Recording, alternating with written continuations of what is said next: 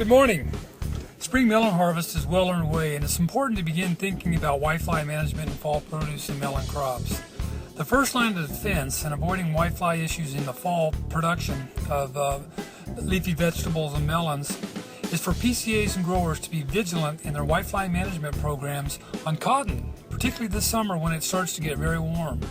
This is particularly important since there appears to be a large acreage of cotton being grown again this year. Before whitefly management begins in cotton, however, it is important that whitefly populations be prevented from building up to large numbers in the spring melons that are currently being harvested or have recently finished.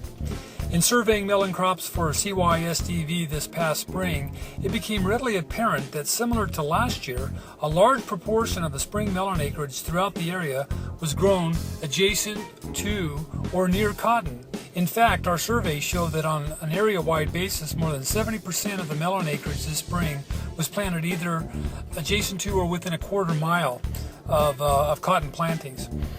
In the Gila Valley, for instance, about 84% of the melon acreage was grown near cotton, whereas in the Yuma Valley, a little over 60% of the melon acreage is near cotton. This is down a bit from last year. Although whitefly numbers have been relatively light this spring, increased whitefly numbers have been observed over the past week in both melons and cotton, coinciding with higher temperatures as well as the area-wide harvest of melon crops.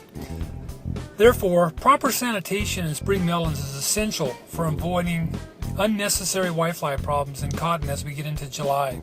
It is highly recommended that melon growers quickly destroy plant residue as soon as possible following harvest.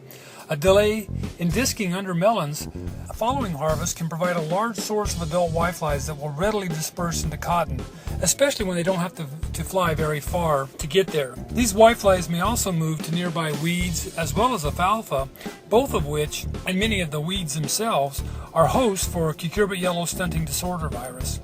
These plants also potentially extend the host acquisition period for CYSDV, allowing them to quickly move over to newly planted fall melons as August approaches. This may also be important that CYSDV in spring melons to date incident, albeit not at economic levels, has been relatively high this year, particularly compared to last year. And this is particularly so in the Dome Valley Wilton area, which historically has been a hotspot for a virus on melons. Remember, when in doubt, scout.